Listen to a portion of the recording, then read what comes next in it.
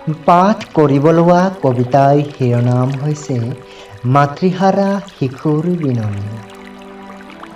নিষ্পাপ শিশুটি পানীত উপঙি আছে। জন্মদাতা নাই কাষত, নাই কোনো মানৱ, আছে মাথো অজান পৃথিৱীৰ ৰক্ষা কৱচ।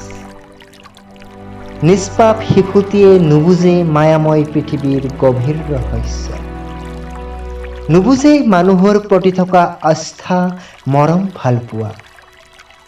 প্ৰাকৃতিক দুৰ্যোগে নুবুজে মানুহৰ জীৱন গাথা। চাৰিওদিশে মাথো পানী। নিষ্ঠুৰ নিয়তিয়ে কত আপোন ঘৰ উটুৱাই নিলে। আপোন হাৰা কৰি কত মাতৃৰ বুকু সন্তান উদং কৰি উটুৱাই নিলে দূৰ দূৰণিৰ অজান ঠাই। মাতৃহাৰা হৈ সন্তান পানীৰ মাজত আবদ্ধ অসহায় হৈ পৰিছে। কি কৰুণ দৃশ্য দেখিলে বুকু কঁপি উঠে।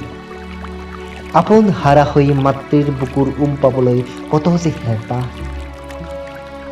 মাতৃহাৰা অসহায় হৈ নিষ্পাপ শিশুটি শান্তভাৱে শুই আছে।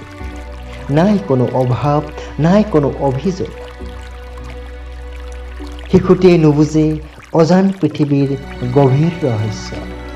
কেতিয়াবা কান্দন, কেতিয়াবা হাঁহিৰ কলধ্বনিৰে নিজকে বিচাৰি চায়। ধন্যবাদ।